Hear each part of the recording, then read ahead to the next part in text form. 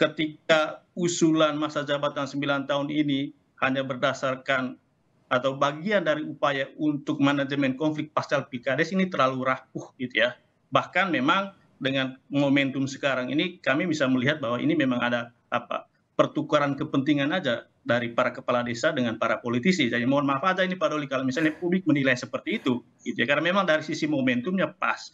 Kemudian yang kedua, terkait dengan hubungan antara pemerintah desa dengan supradesa, ini yang menurut kami selama ini Pak Doli, Pak Menteri gitu ya, itu belum mendapatkan banyak perhatian gitu ya. Bagaimana peran pemerintah kabupaten, terutama inspektorat dan dinas terkait dengan pemberdayaan desa itu belum diatur dengan baik, terutama dalam hubungan dengan undang-undang Pemda.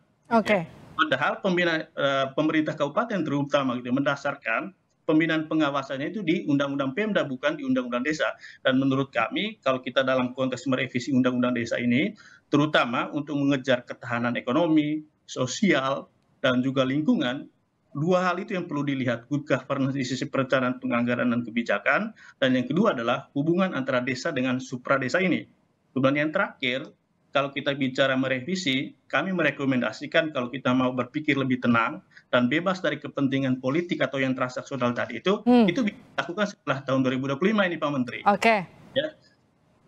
Pak Menteri silakan ditanggapi Pak Menteri, harusnya dilakukan setelah 2024 lah paling nggak ya?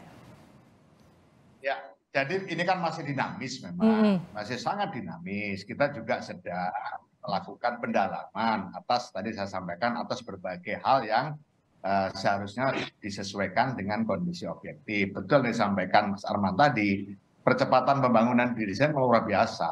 2024 seharusnya target capaian desa mandiri itu 5.000. Tapi 2022 ini sudah mencapai 6.300. Itu artinya ada percepatan yang memang luar biasa. Kemudian dari BPS kemarin, kondisi COVID pun di desa secara rata-rata itu justru dari kemiskinannya mengalami penurunan meskipun 0,3. Juga di bidang kesenjangan, gini rasionya juga mengalami penurunan dibanding perkotaan.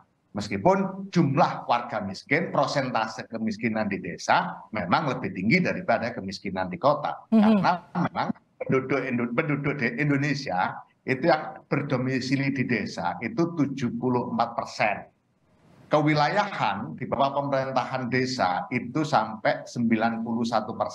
Sehingga ketika ini diakumulasi kebijakan pembangunan desa itu berkontribusi pada 84% bagi pembangunan Indonesia. Itulah makanya kita kemudian menyusun arah kebijakan pembangunan desa yang lebih konkret operasional dengan merujuk Perpres 59 2017 percepatan pencapaian tujuan pembangunan. Di sana jelas sekali menuju terwujudnya desa tanpa kemiskinan, desa tanpa kelaparan, pendidikan desa sampai yang ke-17 dan kita tambah lagi dengan goals yang ke-18 yaitu kelembagaan desa dinamis, budaya desa adaptif. Artinya pembangunan desa kapanpun tidak boleh tercerabut dari akar budaya yang ada di desa.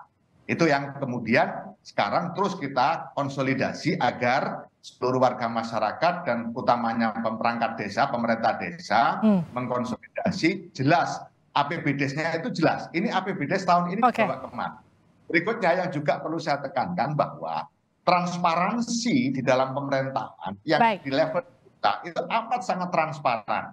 Mulai dari rencana kerja pembangunan desa, penyusunan APBDes, tidak hanya melibatkan BPD. Kalau di kabupaten kan hanya melibatkan DPRD dan eksekutif. Kalau di desa melibatkan warga miskin, kelompok marginal, tokoh dan seterusnya. Kemudian setelah APBD selesai, masih di tempat-tempat strategis sehingga seluruh warga masyarakat bisa melihat kondisi konstruksi APBDes dalam setiap tahun anggaran.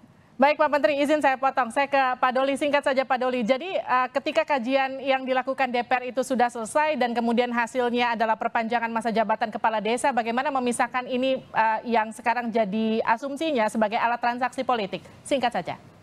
Ya, saya kira memang sebaiknya karena ini sudah mencuat jadi isu dan konsumsi politik ya. Semua orang sudah mulai ikut nimbrung ya. Sekarang ada undangan di di Asosiasi Kepala Desa di Jawa Timur itu mengundang salah seorang sekjen partai politik untuk mendiskusikan soal kemungkinan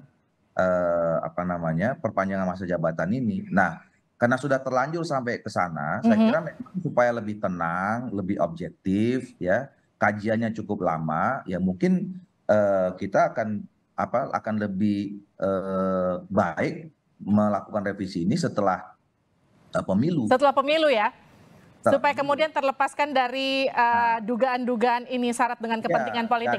Dan biarkanlah bapak-bapak dan ibu-ibu kepala desa itu tenang ya melakukan tugasnya.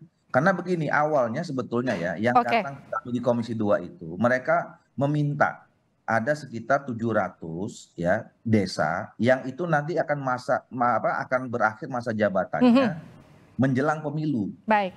Nah, itu akan diperpanjang. Mereka ingin supaya ini ada kebijakan dari pemerintah supaya tahun politik ini juga tidak mengganggu kinerja pemerintahan di desa. Nah, awalnya itu sebenarnya. Nah, saya nggak tahu tiba-tiba kok kemudian bergeser hanya ke masalah masa jabatan 9 tahun. Oke, terima kasih Menteri Desa PDTT Halim Iskandar. Terima kasih Pak Menteri, terima kasih juga Ketua Komisi 2 DPR Ahmad Doli Kurnia. Terima kasih juga Direktur Eksekutif Komite Pemantauan Pelaksana Otonomi Daerah atau KPPOD Arman Suparman telah bergabung bersama kami di Sapa Indonesia Malam.